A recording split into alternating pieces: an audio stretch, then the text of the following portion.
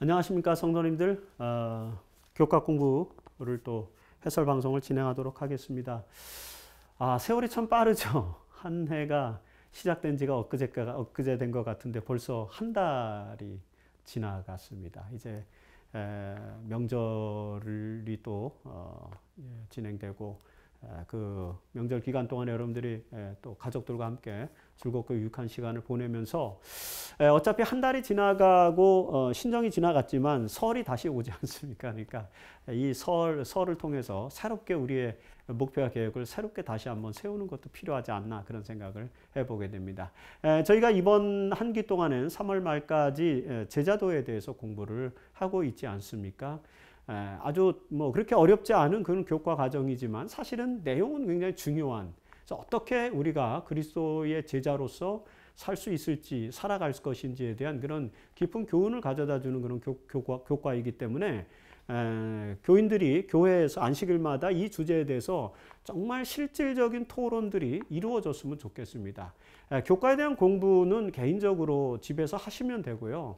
교회에서는 몇 가지 중요한 주제를 가지고 함께 토론을 하는 게 필요하다고 봅니다. 토론을 할 때 너무 일상적인 그런 이야기를 가지고 토론하지 마시고 좀 더 교과의 포커스에 맞는, 그러면서 우리의 삶의 변화를 가져다 줄 수 있는 그런 핵심적인 내용으로 좀 어렵더라도 토론하는 훈련을 가지면 좋겠다, 그런 생각을 해보게 됩니다. 오늘은 사과인데요. 사과는 어린이들을 제자로 양성함 이라는 그런 제목으로 나타나고 있습니다.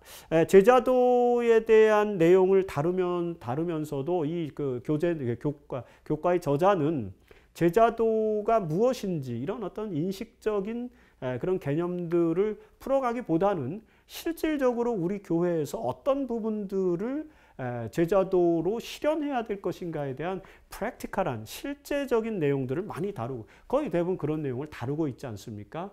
그래서 지난주에도 이제 기도를 어떻게 할 것인가 이렇게 다룬 것이고요. 또 성경을 어떻게 읽어야 될 것인가를 다뤘고, 오늘은 이제 어린이들을 어떻게 제자로 양성해야 될 것인가에 대한 내용들을 다루게 되는 것입니다. 먼저 그래서 이번 사과의 교과의 목표는 크게 이렇게 볼 수 있습니다. 우선 어린이들을 제자로 양육해야 되기 때문에 어린이에 대한 인식을 우리가 가져야 되는데, 어린이들의 소중한 이유는 무엇인가? 이 부분에 대해서 좀 간단하게 살펴보는 것입니다. 그 다음에 특별히 예수님도 어린 시절을 겪었지 않습니까? 우리의 모범된 분으로서. 그래서 어린 시절 예수님의 어린 시절이 우리에게 주는 교훈은 무엇인가? 어린 시절에 대한 내용이 계시의 책 성경에는 거의 나타나 있지 않고 있습니다. 누가복음 2장에 잠깐 12살 때의 경험이 나타나 있고 그 외에는 나타난 것들이 없어요. 그래서 영지주의자들은 이제 도마복음서 같은 것들을 써가지고 도마의 이름을 빌어서 예수님의 어린 시절에 대해서 집중적으로 조명하는 책들을 썼죠. 근데 그 내용 자체가 굉장히 영지주의적이고 정통 기독교 신앙적이지 않기 때문에 그 나그 한마디에서 발견된 영지주의 문서인 도마복음서는 정경으로 채택될 수도 없을 뿐만 아니라 우리가 그 사실을 맹목적으로 받아들일 수가 없는 그런 책입니다. 그래서 어린 시절에 대해서 우리가 알 수 있는 것은 많지 않지만 그 짧은 기록, 계시에 나타난 누가복음의 짧은 기록으로 그 교훈이 무엇인지를 찾는 것, 필요한 것입니다. 그 다음에 예수는 어린아이들에게 어떤 관심을 보이셨는가? 오늘 우리는 어린아이들에게 어떤 관심을 보여야 하는가? 이 문제에 대해서 연결하기 위해서 예수님의 관심, 어린아이에 대한 관심, 이 부분을 우리가 분명하게 살펴봐야 되고요. 그리고 그 어린아이들에 대한 예수님이 가르친 교훈이 무엇인가? 왜요? 우리가 그 예수님의 교훈에 따라서 아이들을 대하고 아이들을 제자로 양육해야 되기 때문에 그 부분이 굉장히 중요한 것입니다.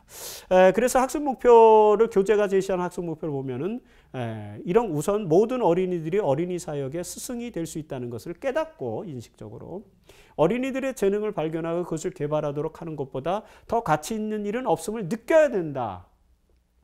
말로는 할 수 있어요. 과연 우리 교회에서 이런 것들이 실현될 것인가, 실현되고 있는가 고민해 봐야 됩니다.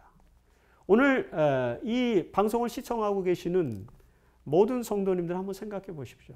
대부분의 이제 교회의 중진 지도자들이실 텐데 우리가 직원에서 내리는 결정, 그리고 우리가 교회에서 투자하는 투자 금액, 그리고 우리가 교회에서 행하는 모든 이벤트가 어린이 사역을 중심으로 하고 있는가, 어린이들에게 중심점을 얼마나 두고 있는가, 그런 것들을 고려해 본다면은, 물론 뭐 어린이 사업을 위해서 뭐 재정을 투자하고 그 다음에 교사들을 이렇게 배치하고 이런 것 정도는 할 수 있지만, 그런 것들을 넘어서는 것입니다. 그래서 교회의 분위기, 그 다음에 교회의 정책, 이런 것들이 정말 어린아이의 눈높이에 맞게 이 어린아이들이 행복하게 살 수 있는 교회로 만들어가는가, 이런 거를 고민해야 된다는 것입니다.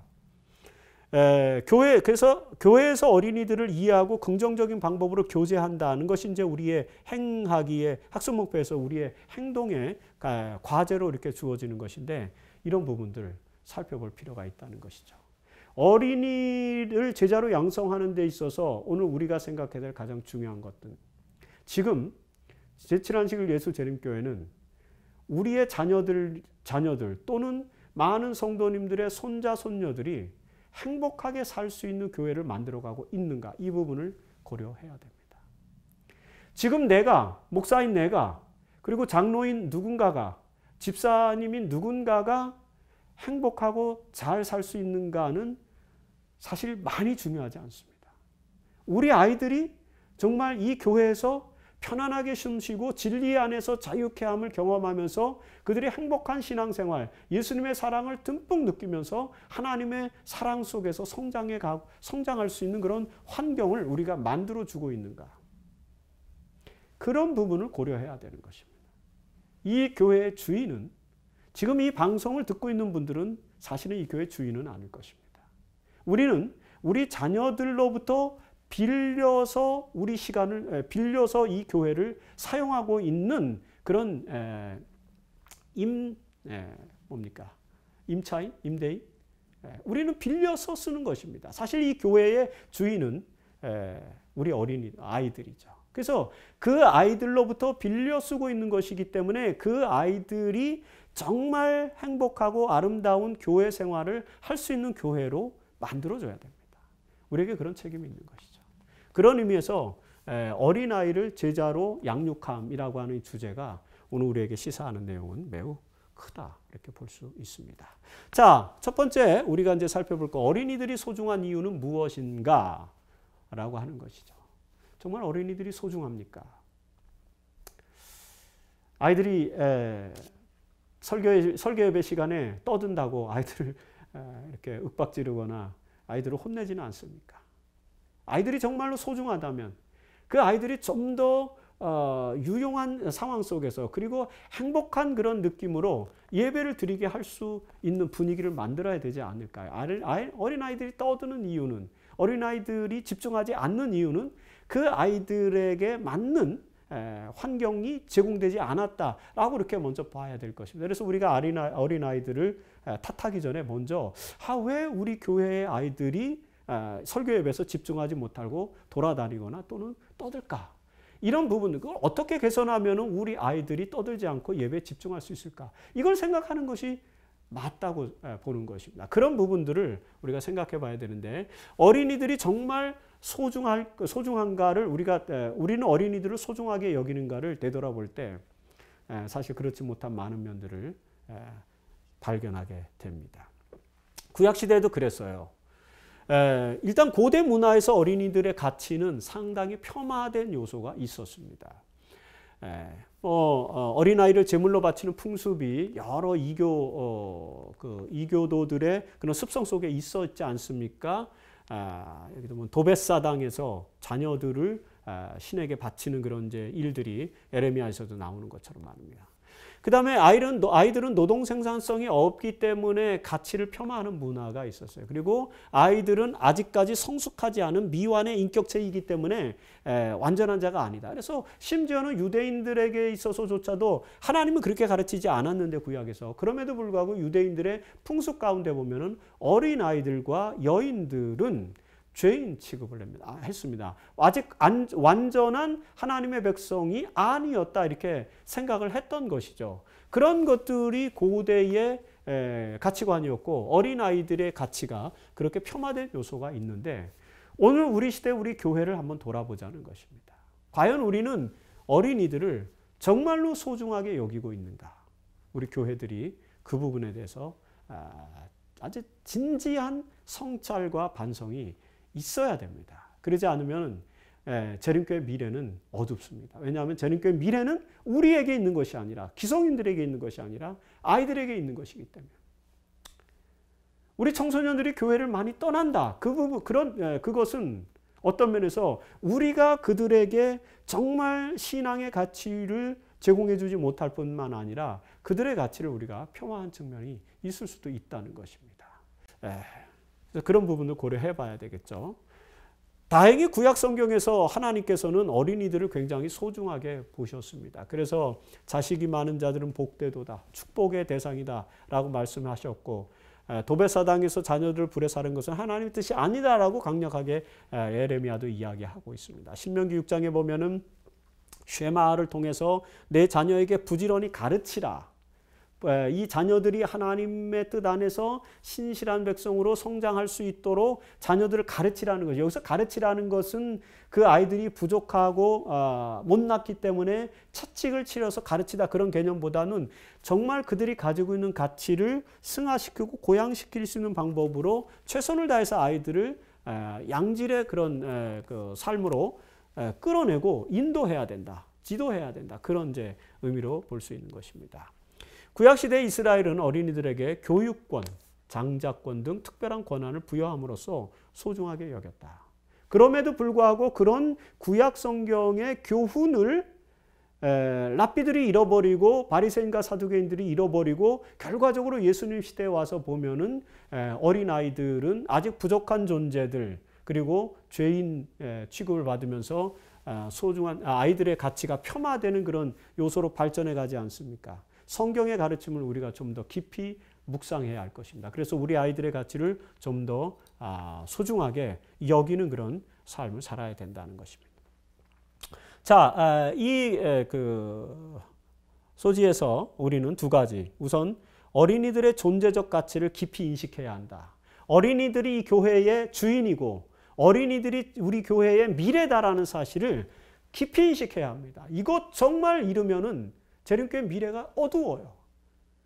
이 교회가 정말 희망이 있으려면 오늘 이 시대의 청소년들과 어린이들의 존재적 가치를 깊이 인식하고 그들이 행복한 신앙을 할 수 있는 그런 교회 환경을 만들어줘야 됩니다. 그것이 지도자들의 몫이고 그것이 교회 재직들의 몫인 것입니다. 그렇게 하지 않고 왜 우리 아이들이 자꾸 교회를 떠나는가? 우리 아이들이 왜 교회 예배에 적응하지 못하는가? 이것을 자꾸 폄하하거나 또는 그런 문제를 단순하게 우리의 잣대와 표준으로만 문제지 삼는 것은 교회 미래를 위해서 바람직한 방향은 아니다라고 그렇게 인식해야 되는 것입니다. 두 번째, 어린이들을 부지런히 가르치고 하나님의 뜻을 따르도록 교육하는 것이 그들을 소중하게 여기는 가장 분명한 방법이 된다. 그래서 우리 아이들을 정말 소중하게 여기기 위해서 우리 아이들을 사랑과 진정으로 부지런히 가르치고 하나님의 뜻이 무엇인지를 그들이 깨닫도록 도와주는, 하나님을 너무 무서운 하나님으로 소개해주면 안 됩니다. 우리 부모들은. 사랑의 하나님으로 소개해주기 위해서는 그 하나님의 모본을, 하나님의 사랑을 모본으로 우리 부모들이 보여줘야 되겠죠. 물론 저에게 하는 말입니다. 저도 우리 아이들에게 하나님의 사랑을 모본으로 보여주는 그런 삶을 더 살아야 되겠다라는 그런 각오와 결심을 이야기하는 것입니다. 자, 그 두 번째는 이제 예수의 어린 시절이 주는 교훈이 무엇인지를 우리가 살펴보는 것입니다. 월요일 소지에서 예수님의 어린 시절. 우선 아까 말씀드린 것처럼 예수의 어린 시절에 대해서 우리가 알 수 있는 것은 그리 많지는 않습니다. 누가복음 2장 40절로 52절에 간단하게 나와 있죠. 그래서 12살 때에 예루살렘에 갔던 이야기, 그곳에서 3일 동안 예루살렘에 머물렀고 예수님의 부모들은 예수를 잃었다가 다시 예수님을 되찾는 이야기. 그 이야기 속에서 이제 누가는 예수님의 어린 시절을 지혜와 키가 자라가며 하나님과 사람에게 사랑스러워 가시더라, 이렇게 이제 말씀을 했습니다. 기본적으로 이 기록에서 우리가 알 수 있는 historical fact, 역사적 사실은 뭐냐면은 예수는 모든 아이의 성장 단계를 거쳤다. 그래서 굉장히 연약했다. 그럼에도 불구하고 12살 때 이미 그가 그 성전의 영적 지도자들과 대화를 나눌 만큼 영적 지혜가 충만했다라는 것을 알 수 있습니다. 어린아이의 지혜가 그 영적인 지혜가 충만했다. 이 사실은 예수님은 우리와 모든 아이의 성장 단계를 동일하게 거치면서도 하나님과 더 밀접한 교제와 관계를 맺으면서 하나님의 아들로서의 그런 영적 기능을 수행할 수 있는 그런 지혜를 소유하고 있었던, 그리고 그런 지혜를 발휘할 수 있는 존재라는 사실을 설명해 주기 위한 것이었습니다. 예수의 어린 시절은 모든 어린이들의 모본이 되셨다라고 우리가 이렇게 볼 수 있습니다. 부모와 교사와 학생에게 보내는 권면 178페이지에 또 화이트인도 이렇게 정리를 했죠. 예수님의 모본은 다 자란 청소년들뿐 아니라 어린아이들에게도 빛이 되시는데 그분의 생애는 하나의 대표적인 유년기와 청년기를 보여주셨기 때문이다. 유년기와 청년기가 다른 어린이들의 대표가 되고 모본이 되는 그런 삶을 이미 보여주셨다는 것입니다. 예수님께서는 초년기로부터 완전한 모본을 보이셨다. 주님께서는 어린아이로서 당신의 부모들과 그리고 자연계의 법칙에 순종하셨으며 하나님의 은혜가 그 위에 있었다. 하나님의 특별한 은혜와 섭리로 우리 예수님께서는 어린 시절에도 모본적인 삶을 사셨다는 것입니다. 그래서 예수 그리스도께서 어린 시절에 보여주신 것, 우선 지혜와 키가 자랐다. 그리고 하나님과 사람에게 사랑스러워 가셨다. 우리는 이 말씀을 그 다음에 지영체의 삼육교육에 이제 적용을 하지 않습니까? 사실 삼육이라고 하는 개념이 교육학적으로 등장하게 된 것은 18세기 계몽주의 사상가들에 의해서였습니다. 페살로치의 은자의 항원이라든지 이런 페살로치의 가르침에서 지덕체, 지영체 이런 삼육교육의 개념이 등장을 하고, 다행히 화이트인이 19세기에 등장해서 교육에 대한 계시를 받으면서 교육 사업을 진행하시는데 1872년에 증언 22를 받으면서 교육에 대한 포괄적인 계시를 받는데, 그때 미국 사회에서는 전인 교육과 그 다음에 육체 노동 교육, 그리고 노작교육 같은 노작교육, 전인교육 이런 근대 교육형, 근대적 교육 시스템이 발전하면서 학문만을 강조하려고 하는 그런 고전 중심의 고전교육 방법을 극복하는 그런 대안적 교육법이 미국 사회에서 굉장히 그 영적 대각성 운동과 함께 이렇게 선풍적인 인기를 끌고 있었습니다. 오벌린 신학교와 같은 곳, 영적 대각성 운동을 일으켰던 찰스 피니가 교수로 있었던 그런 이제 오벌린 대학 같은 곳에서 이런 교육 개혁이 일어났죠.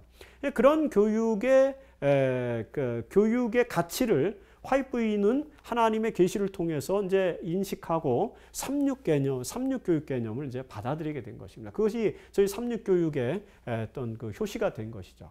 그래서 우리 재림교회 교육은 문제가 많은 교육 사업의 대안 교육으로 출발하면서 이 시대에 진정한 교육을 시킬 수 있는 그런 어떤 컨텐츠를 갖고 있는 그런 것입니다. 근데 그 교육에서 강조하는 것이 바로 뭐냐면은 이 지식과 지성과 그 다음에 영성 그리고 신체의 균형진 조화와 발전이죠. 어느 것 하나에 기울어서는 안 되는 것입니다. 이 세 가지가 다 조화를 이루어야 되는 것이 재림교회 교육과 사상이 굉장히 중요한 것인데, 바로 그런 균형을 예수님이 이미 어린 시절의 삶 속에서 모본으로 보여주셨고, 그래서 우리 아이들이 그런 모본을 배우도록 해야 된다는 것입니다. 그래서 이 소지에서 우리가 배울 점은 예수의 어린 시절은 어린이와 청소년들 모두에게 모본이 된다는 것이죠. 두 번째는 예수님은 어린 시절에 말씀에 순종하는 교육을 통해서 영적 지혜를 배움으로써 하나님과 사람에게 사랑을 받았다. 하나님의 말씀, 그 당시에는 이제 토라와 그리고 이스라엘 백성, 이스라엘의 경전들을 말하겠죠. 그 말씀에 순종하고, 그리고 자연 질서와 천연계의 법칙, 그런 것들을 이제 자연계 속에서 이제 교육을 받으면서 심성에 많은 감동을 받고 이런 것들로 성장을 하게 된 거죠. 그래서 오늘 우리 아이들에게도 이런 성장을 할 수 있는 환경을 마련해 주는 것이 어린이를 제자로 양육하는 방법이 아닌가, 생각하게 됩니다. 세 번째, 예수는 아이들에게 어떤 관심을 보이셨는가? 이제 화요일소지에서 예수님이 아이들에게 관심을 보여주는 내용들이 나옵니다. 우선 이 화요일소지에서 주로 이제 다루고 있는 부분은 뭐냐면은 이 질병에 걸려 죽게 된 아이들을 낫게 하시는 사건들이요. 그 다음에 절망에 그래서 이런 어떤 치료 행위를 통해서 절망에 빠진 부모들의 심정을 헤아리시고 치유의 기적을 보이신 그런 모습들입니다. 어린아이들, 고대 사회에서는 유아 사망률이 굉장히 높았습니다. 왜냐하면 면역력도 약하고 그 다음에 자기보호 능력이 약한 아이들이 각종 사고나 질병에 노출될 수 있는 환경이 굉장히 많았죠. 그리고 그 당시에는 이제 면역 체계가 발달하지 않았기 때문에 이렇게 선천적으로 등장하게 되는 면역성 질병들에 쉽게 노출돼서 많은 사람들이 죽었습니다. 어린 아이들이 많이 죽었어요. 유아 사망률이 굉장히 높았던 시대였기 때문에 예수님은 특별히 그분의 이적 속에서 유아 사망률의 원인에 의해서 죽은 아이들을 살린 이야기들을 이렇게 특별하게 몇 가지 이야기합니다. 대부분의 이제 나사로가 부활한 이야기도 있지만 대부분의 죽은 자를 살린 이야기는 거의 대부분 아이들에 대한 이야기죠. 이 속에서 우리는 아이들의 건강과 행복에 대한 예수님의 특별한 관심을 이제 보게 되는 것입니다. 그리고 아이들을 소중하게 여기고 아이들에게 치유의 기적을 보여주시는 모습을 보게 되는 것입니다. 이런 내용을 토대로 해서 우리 역시 아이들의 건강과 행복에 대한 관심을 가져야 되고 그것이 우리의 기도가 되어야 한다. 오늘날에는 이제 유아 사망률이 현대의학의 발전으로 해서 유아 사망률이 현저하게 낮으니까 그들의 신체적인 질병과 문제 이런 것에 그런 것을 넘어서서 실제로 아이들의 건강과 행복에 대한 우리의 관심은 이제 어디로 승화돼야 되냐면 그들의 정신 건강과 정신 행복, 그들의 영적 건강과 영적인 행복으로 승화돼야 됩니다. 우리 아이들이 얼마나 힘든 삶을 살고 있습니까? 얼마 전에 인터넷에 보니까 강남의 학생들은 초등학교 5학년 때 이미 고등학교 1학년 수학을 선행학습으로 공부를 한다. 방학 동안에 그런 얘기를 했습니다.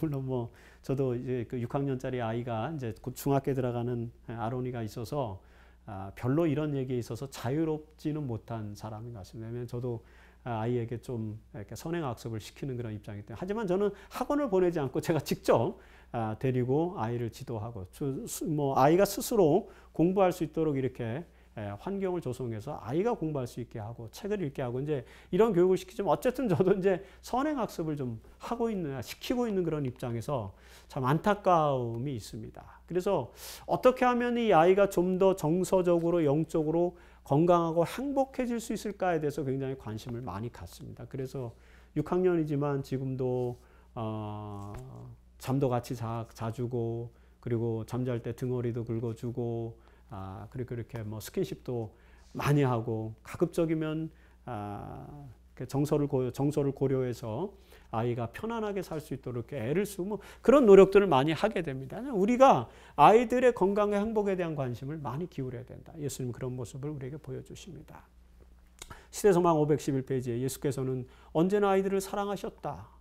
그는 그들의 어린이다운 동정과 편견이 없고 변함이 없는 사랑을 받으셨다. 그들의 순결한 입술에서 나오는 감사의 찬양은 그분의 귀에 음악이 되었고 교활하고 위선적인 사람들과 접촉하심으로 말미암아 억눌렸던 그분의 정신을 상쾌하게 하였다. 어디로 가시든지 구주의 인자하신 용모와 온화하고 친절하신 태도는 어린이들의 사랑과 신뢰를 얻었다. 우리도 정말 언제나 아이들을 사랑하는 마음 가져야 된다. 우리 모든 성도님들이 정말 모든 아이들을 언제나 사랑하는 마음을 갖는 것 중요한 것입니다.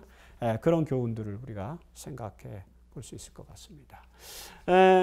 그리고 이제 수요일 소지에도 특별히 이제 예수님께서 어린이들에게 또 다른 관심을 보이시는 내용이 나오는데 우선 마태복음 18장에서 굉장히 중요한 교훈을 우리에게 이제 던져주고 계십니다. 여기 보면은 일단은 예수님께서는 어린아이와 같은 사람이 천국에 합당하다 이렇게 말씀하셨습니다.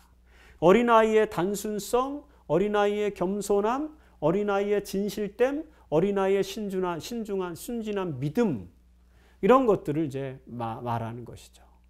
이 어린아이의 진실하고 겸손하며 순진한 믿음이 결국에는 천국 백성들의 조건과 규합된다는 것이죠. 그래서 우리는 예수님께서 어린아이가 예수님께로 다가오는 것을 제자들이 막았을 때에 그들의 축복을 막지 말라고 말씀하시면서 이런 말씀들을 주시는 내용들을 토대로 해서 어린아이에게 우리는 어떤 관심을 보여줘야 되는지를 우리가 또 생각해 볼 수 있습니다.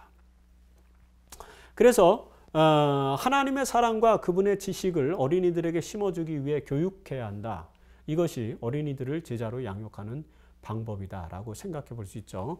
재림신도의 가정 183페이지에 보면 대다수의 부모들이 자녀들의 이성이 싹트기 시작할 때부터 그리스도를 알고 사랑하도록 교육하는 일에 실패하고 있다.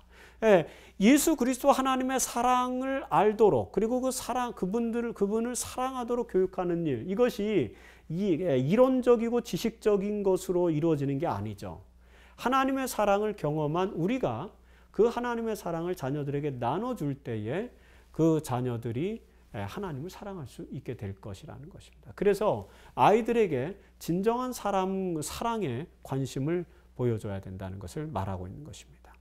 어린이들이 소외와 학대의 대상이 되게 해서는 절대로 안 된다는 것입니다. 그래서 마태복음 18장 10절에 이 작은 자 중에 하나도 업신여기지 말라, 그렇게 말씀을 하셨습니다. 어린 시절부터 신실한 그런 그리스도인 제자로서 예수님을 사랑하고 하나님을 사랑하는 마음을 가진 사람들이 결과적으로는 교회 지도자가 되고 리더가 되는 것입니다.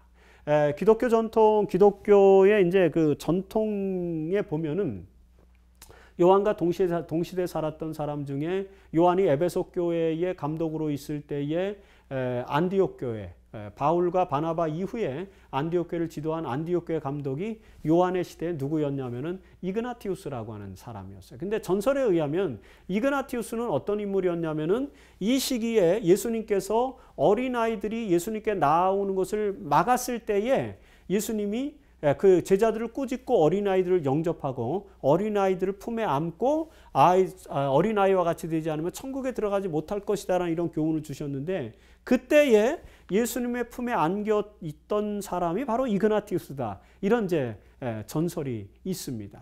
실제로 그것이 뭐 역사적 사실인지 아닌지는 우리는 전혀 알 수가 없어요. 그럼에도 불구하고 이그나티우스는 어린 시절부터 예수 그리스도의 사랑을 경험하고 성장해서 결과적으로는 제자로서 양육금을 받아가지고 바울과 바나바 이후에 가장 중요한 교회 중에 하나였던 안디옥 교회 감독이 되었고요. 그 안디옥 교회 감독으로서 이제 그 도미티아누스 황제 때에 박해를 받아서 로마에 와서 처형이 되는데 로마에 와서 순교를 당하는 그런 순교자로 살게 되는 것입니다. 그것이 바로 기독교의 힘이죠. 어린아이들을 중요하게 여겨야 된다는 교훈을 우리에게 몸소 보여주는 그런 이야기인 것입니다. 그래서 이 수요일 소지에서 우리가 배울 점은 어린아이와 같은 마음을 가진 자들이 천국에 갈 수 있다는 것을 깊이 인식해야 된다.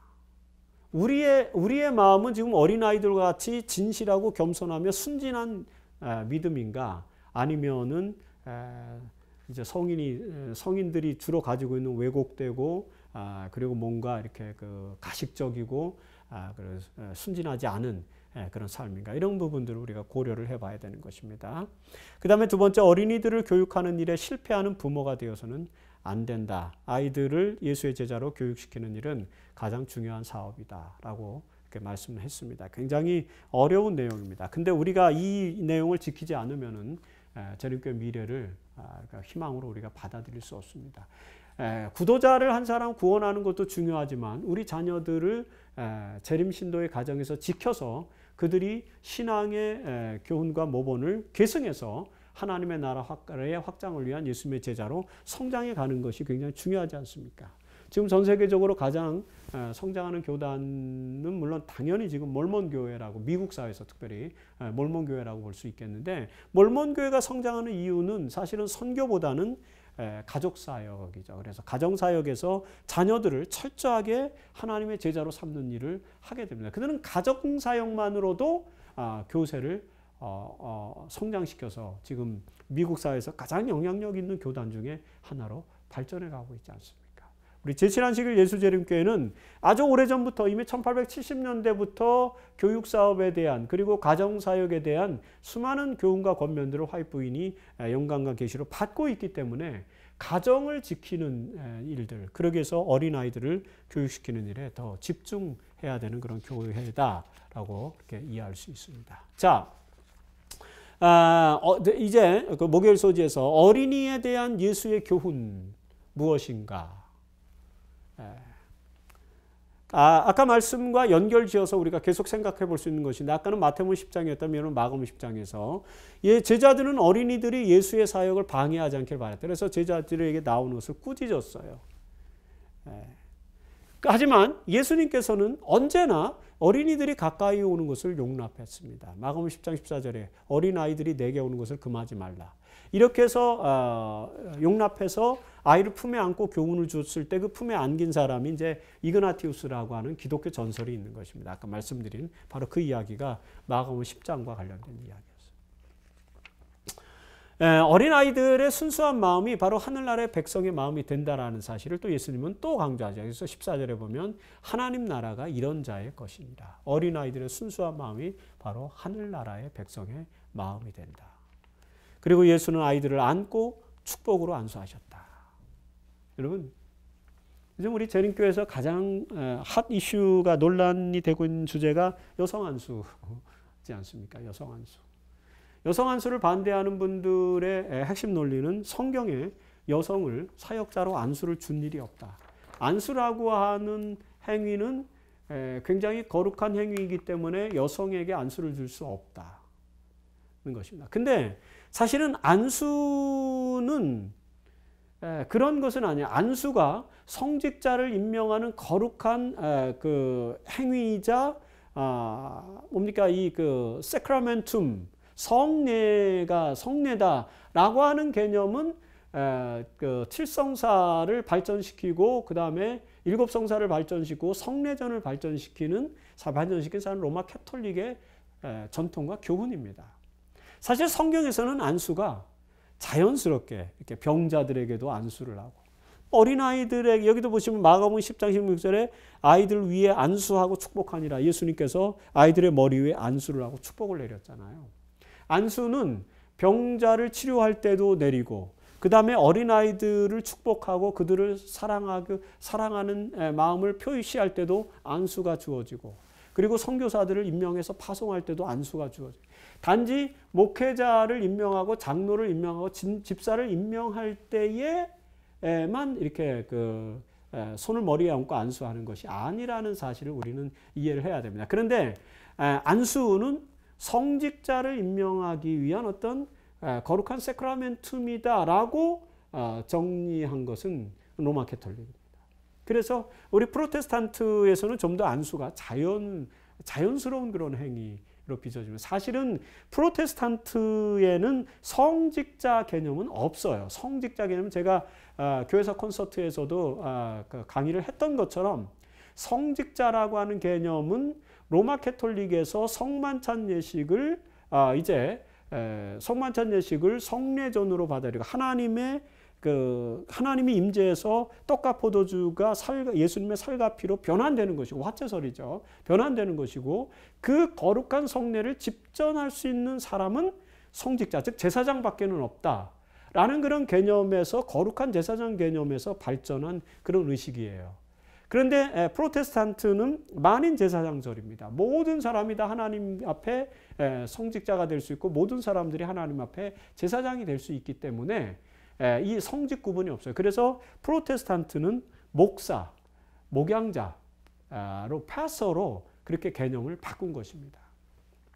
그런데 이제 어느 순간인가 특히 이제 19세기, 20세기 들어와서 그런 성직 개념이 다시 이제 기독교에 들어오게 된 것이죠. 그것은 엄밀한 의미에서 프로테스탄트의 전통은 절대 아니라는 사실을 우리가 이해를 해야 됩니다. 목사는 목양의 기능을 가지고 있는 기능이에요. 그래서 칼뱅도 교회 직분을 목사, 그리고 성경 가르치는 교사, 그리고 장로, 집사 이렇게 구분한 것입니다. 그거를 캐톨릭은 장로, 집사 제도도 다 없애고 감독, 사제, 부제 해가지고 그들을 전부 다 성직자로의 개념으로 이렇게 집어넣은 것입니다. 사제는 장로고 부제는 집사가 변형되고 발전된 성직 개념으로의 그런 제도인 것이죠. 이런 것들을 우리가 역사적으로 이해를 해야만 이 세크라멘툼에 대한 의미도 이해를 할 수 있습니다. 그래서 그런 관점에서 여성 안수는 사실 신학적으로나 성서적으로 문제가 될 수 없음에도 불구하고 이런 것들이 지금 문제가 되고 있습니다. 하지만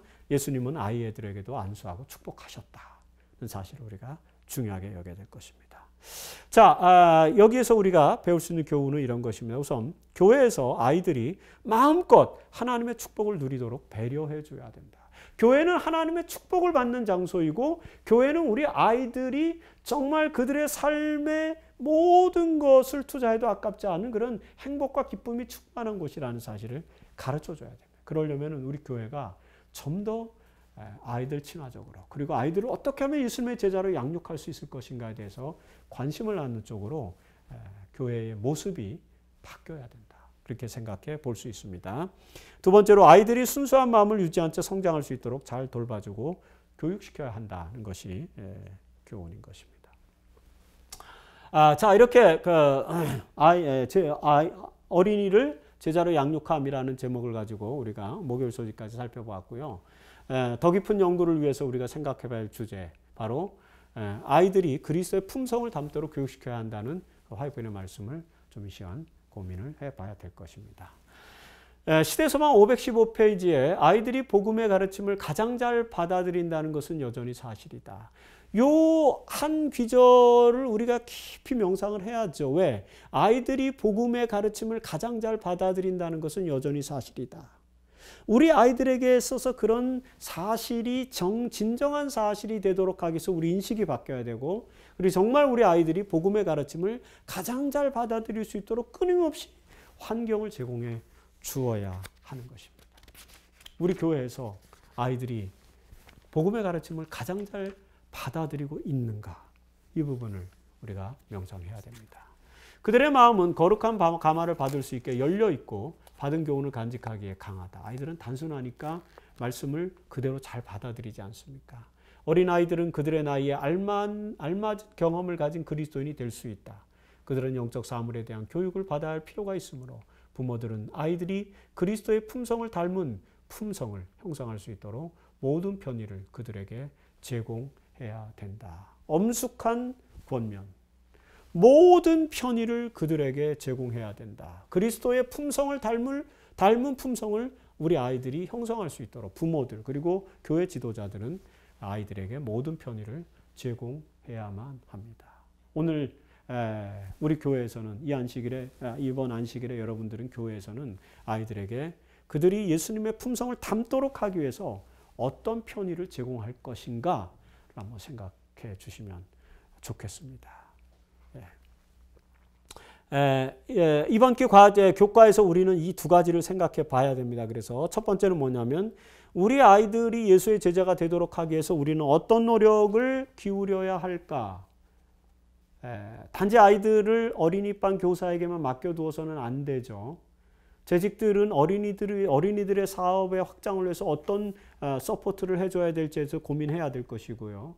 교회 모든 성도들은 교회 분위기를 어떻게 만들 것인가, 어린아이들을 예수의 제자가 되도록 하기 위해서 교회 분위기를 어떻게 만들 것인가, 이런 부분들에 대해서 고민을 해야 됩니다. 그리고 두 번째, 모든 성도들이 어린아이 같은 순전한 믿음을 가지고 살아가기 위해서 어떻게 노력해야 할까? 오늘 우리의 신앙은, 오늘 우리의 삶의 모습은, 우리의 믿음은 어린아이와 같이 순전한가? 아니면은 굉장히 이기적이고 그 다음에 굉장히 계산적이고 그렇게 정말 순수하지 못한 그런 모습으로 점철되어 있지는 않은가? 그럼 어떻게 하면 하나님 앞에 우리는 하나님의 자녀로서 어린아이와 같은 순전한 믿음으로 주님께 다시 나아가야 될 것인가? 우리의 노력으로는 어려울 것 같습니다. 하나님의 성령의 능력이 우리 마음속에 역사하셔서 이렇게 우리가 변화되도록 만들어 주셔야만 가능한 이야기가 아닐까, 그런 생각을 해보게 되는 것입니다. 모쪼록 우리 모든 교회 성도님들이 정말 우리 아이들을 예수님의 제자로 양육하기 위해서 우리 교회 환경을 다시 한번 돌아보고, 그리고 우리 교회 시스템을 다시 한번 돌아보고, 우리가 지금 가르치고 있는 가르침이 그리스도의 사랑과 하나님의 사랑을 그들에게 가르쳐주고 있고, 그들이 모든 면에서 하나 예수 그리스도의 품성을 닮을 수 있도록 그런 편의들을 제공해주고 있는가, 우리 자신들을 돌아볼 필요가 있다는 것을 교과는 우리에게 가르쳐주고 있죠. 그리고 나아가서 우리 스스로도 어린아이와 같은 단순한 믿음을 가지고, 순전한 믿음을 가지고 살아가기 위해서 무슨 노력을 기울여야 될지에 대한 고민을 하게 해주는 것입니다. 모쪼록 재림교회의 미래 희망인 우리 아이들이 예수님의 제자로 성장할 수 있도록 최선의 노력을 다하는 우리 모든 교회가 되기를 바라면서 사과의 교과 해설 방송을 마치도록 하겠습니다. 감사합니다.